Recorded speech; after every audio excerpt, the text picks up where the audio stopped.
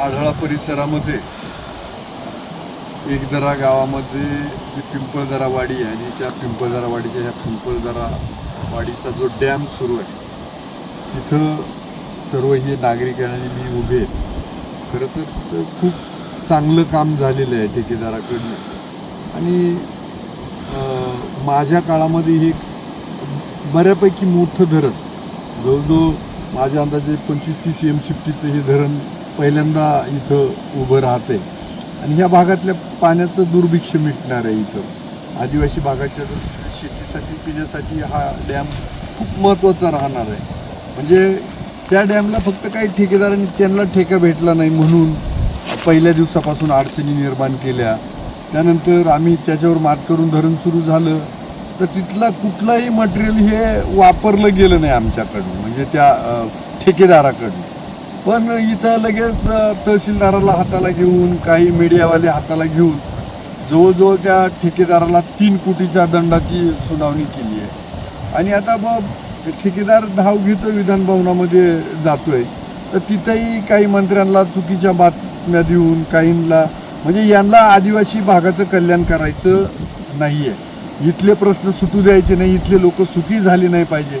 आधीच्याही नेत्यांनी तेच केलं आणि हे काही नेते जे आहेत खरं तर यांना लोकांनी उपटून फेकून दिलं, आलं का लक्षात. पण ह्या लोकांनी परत एकदा ह्या अशा पद्धतीनं दहशत निर्माण करायचा प्रयत्न केला. इथं हाडकी हाडोळ्याची जमीन विकत घेतली, त्या जमिनीचा मोबदला ठीक आहे आता घेतल्या तर त्याचा मोबदला भेटावा त्यांना, त्याबद्दल दुमत नाही त्यांनी.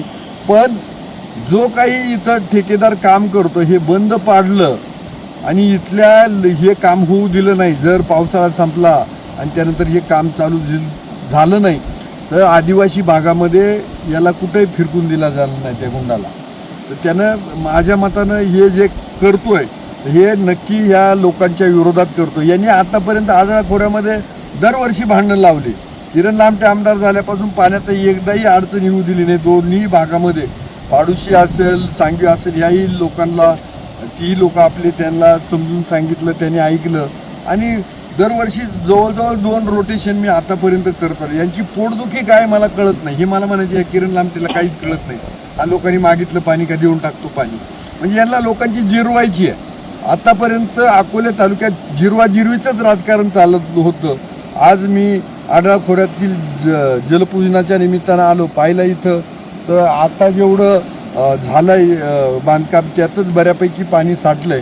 जर पाणी साठलं गेलं तर मला वाटतंय कमीत कमी ह्या 1-2 गावाची लोक तरी सुजलाम सुफलाम होतील.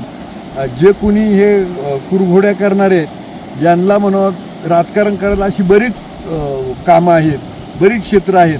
निदान लोकांच्या शाळेमध्ये लोकांच्या पिण्याच्या आणि शेतीच्या पाण्यामध्ये राजकारण करू नका. कारण याचं लोकांची बददुआ लागली तर आयुष्यात तुम्ही उठून जाल. धन्यवाद.